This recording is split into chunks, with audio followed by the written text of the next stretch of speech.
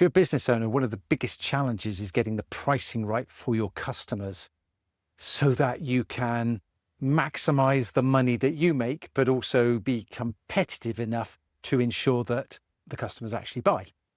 And there's a huge challenge, especially amongst small business owners, which I deal with an awful lot of, where they simply do not believe that they can charge more. So what I want to share with you is why the pricing of your product or service, the amount that you charge, is so critical.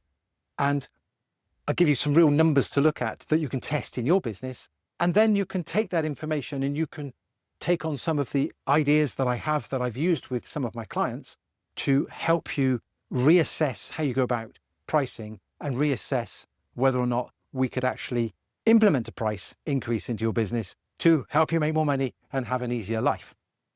So I'm going to use some maths in this one. I'm going to try and do this live without using a calculator. Okay.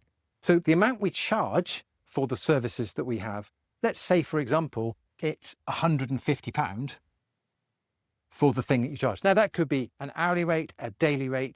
It could be for the entire service. It could be for the product that you sell or whatever. Or it could be another number. I'm just using this for simple maths to illustrate it. You just insert your own numbers and get your calculator and work along. And let's say we sold enough of them to do £150,000 worth of sales per year, just to give us a little bit of a bigger number to work. Could be 1.5 million. It doesn't really matter. Again, it's just for illustrative purposes. And let's say it costs us £100 to deliver that service. It could be £100 in labour that you've got to buy in, £100 for the cost of goods to make or sell onto, right? The point is that will give you a £50,000 profit or a £50 profit per unit. Okay, so this is the single unit of item up here. This is the multiplier for the month, the year, the quarter, whatever period of time you're doing it. Okay, so that's just simple maths. And that just shows us that we're making 50,000 on 150,000. If we were to increase that unit price from 150 to a simple 10% increase, just 10% added on, 10% of 150, 15, that's going to give us 165. The core cost probably won't change. So that's 100.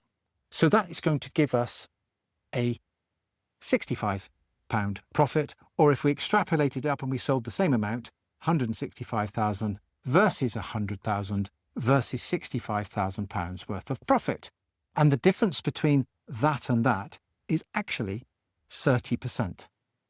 So the difference between the sales price is a 10% increase, but it's yielding a 30% increase in the business owner's profits. It is just maths. And we can prove this again and again and again and again. And we could even go further with this and say, well, let's increase the price by 100%, 1,000%.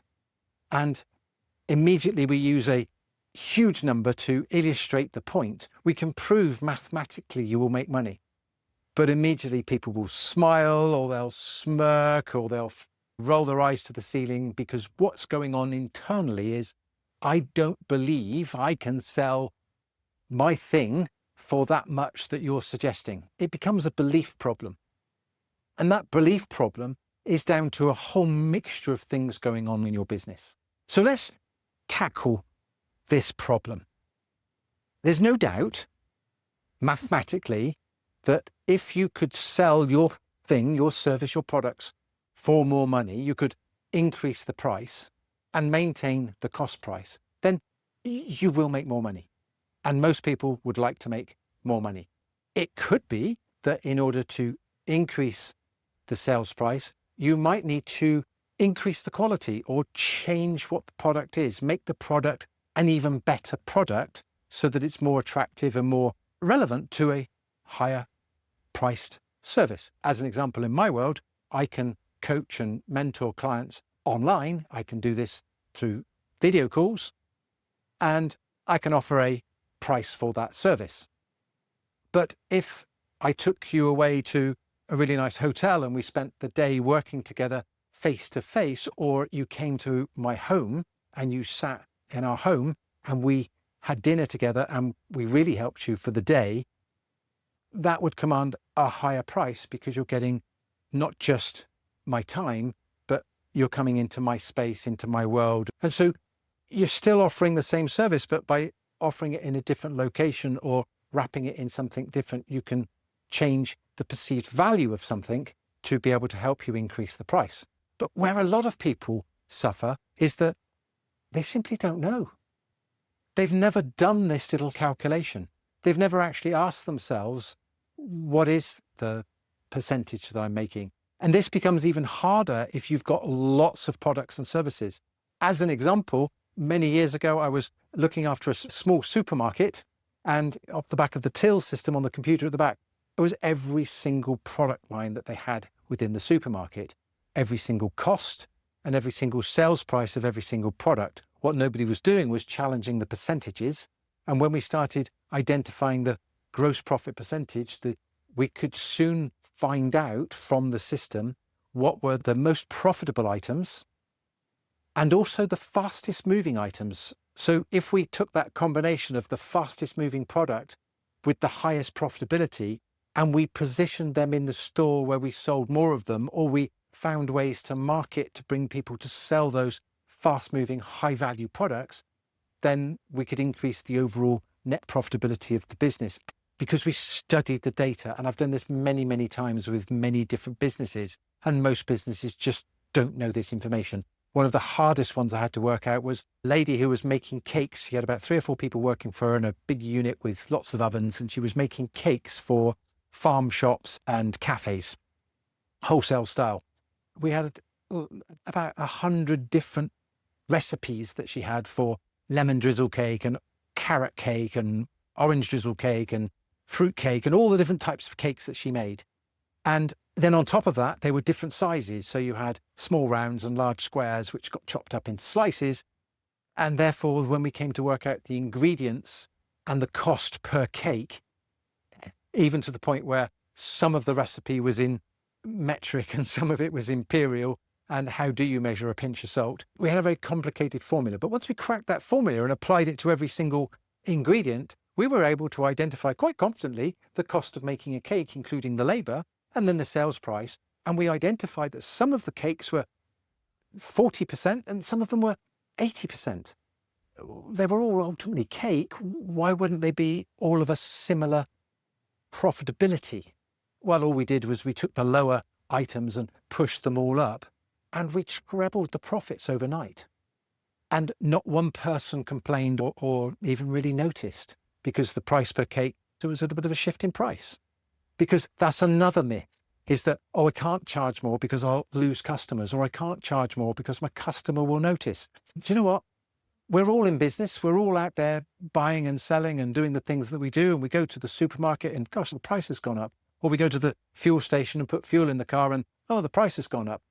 Or whatever we do, the price has gone up, because the bigger businesses will put their prices up. So we know prices go up. So why would they expect you not to put your prices up? And to further counteract that is that if you don't put your prices up on a regular basis, your customer might think something's wrong, depending on what sort of industry you're in. Let's say you're in professional services or accounting or consultancy, and you're helping them make more money with your advice, and you're not actually clearly looking after your own business. They might not know it directly, but indirectly they might have thoughts and questions to ask that they don't know the answer to, okay? So just a simple price increase with a mathematical calculation, using perhaps your accounting system or other databases within your system to drag this data out. And either you or somebody in your organization to get a big spreadsheet and fill it all up with sales price and cost price and work out the profitability, which is simply sales less cost equals profit, and then convert that to a percentage of profit, and then compare, and then play with the prices and see what you can do to adjust those prices. I promise you that you can make money by simply spending a day playing on a spreadsheet with all of your own data that you already have, okay? So that is one simple way to look at it. Another way to look at how you could increase your prices is to actually take the product and service that you offer and really question how you present that to your customer. And there are lots of different ways. You could, for example, bundle it with something else. So you could take 1 or 2 or 3 products that you do, and you could put the thing together. Using the food as an analogy, I've got one client who is in a particular niche food industry. He's selling his product at a high price. He's maximizing his premium prices because it's a really good product. And we're looking at ways of actually taking his product that he makes, adding in somebody else's product, putting it in a nice basket and selling as a gift.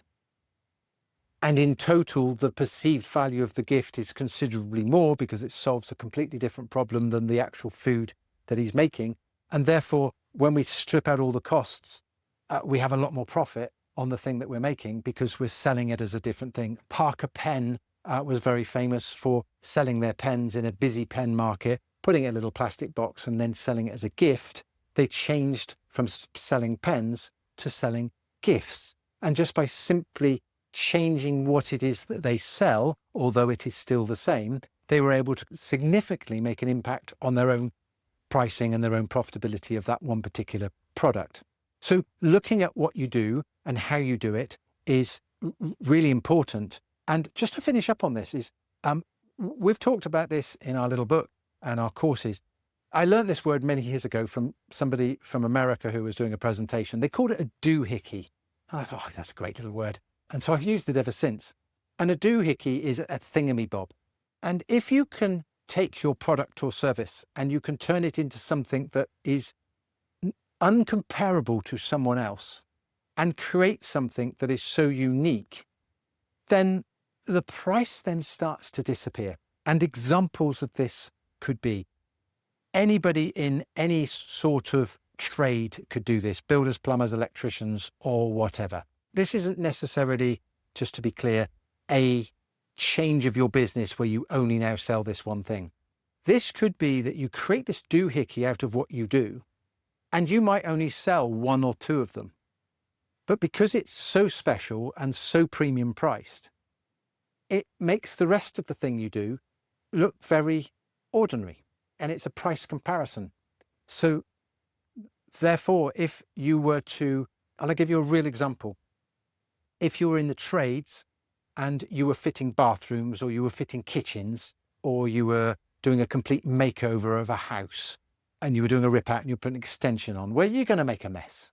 And the homeowner's going to be living there while you're making this mess. I know that's going to be a problem for both parties at some point, okay? What if you packaged the whole thing whereby you got yourself so highly organized to deliver your service that you could actually deliver the whole thing in a week or 2 weeks? You'd go in and you'd hit it hard with the team and you'd make it all happen very, very quickly. You got yourself organized at the beginning where you turn up on site, you take over the site, and you get the job done without a shadow of a doubt because you would go full in 18-hour days if you have to deliver the thing at great speed. But here's the twist. You take the homeowner and you send them on a 2-week holiday, all expenses paid, holiday with the family, and you ship them out of the house, send them off on a lovely holiday, and then you take over the house and you deliver the perfect kitchen or bathroom or extension. Not only that is when they come back from their holiday, you've delivered it like you see on the TV programs. It's beautiful. Flowers in the vase, fruit in the fruit bowl, bread in the oven. It's finished, sparkling clean. They arrive back from their lovely holiday to their brand new reveal. You're not going to sell one of those to every single customer that comes in, but if you had that as a product, those people who can't afford that or don't want to spend that will now start looking at the standard priced item that you're selling as being pretty good value for money, which allows you to pull that price up. Our own children, our eldest, are folk musicians, and they were selling CDs and songbooks and T-shirts and tea towels and stuff at their gigs. And we spent some time with them, helping them come up with their doohickey, and they ended up creating musical walking holidays because most of their songs were about the Dorset landscape and walking around the Dorset landscape and all their own exploration of the county to discover new things, and they wrote songs about it. So why not bring a handful of people who are happy to pay a decent amount of money for a 3-day holiday hosted by the band members, music for 3 days, walking out on the hills, showing them where they wrote the songs, singing the song in the location, live, out, anything, food, beer, the whole 9 yards. What an incredible experience. They have been selling those holidays and outselling them within 12 hours of launching the date every time for the last 5 years. All that tells me, and I keep telling them, is that they keep selling out within 24, 48 hours of launching it. They could put the price up. Okay. But it's unique. Nobody else is doing it. So what could you do with your business if you, first of all, just stopped and took some time out and just analysed your own data? Said to yourself, how do I arrive at this price? I charged £100 because it seemed like a good number. That's quite often it is. Somebody's going to pluck it out of the air. All right. It's just a number I made up. It seemed about right. They've got no data to compare it against. Or they heard the guy down the road who's been in business for years charges X, so I'm going to charge a little bit cheaper. That is not a way to run a business. It's the guy down the road might not be making any money either. Okay? And it's like my friend John calls it, marketing incest. Everybody's getting uglier and stupider because everybody's copying everybody else, but nobody actually is doing the real work. And that's testing the individual data. So that's your exercise. Go off and test your data, see what you learn. And do you know what? If you've got any questions, as part of what we're doing here in this video, below is a little course called 28day.biz. Inside that course, if you log into the course all free, there's also an opportunity you can post a question to me and I'll answer those questions. And also in the comments of this video, if you've got any questions, I'll do my best to answer any of those questions. But that's all we're trying to do here is we're just trying to rip into the thinking around the amount that you charge for the thing that you sell. Hope that helps. See you soon.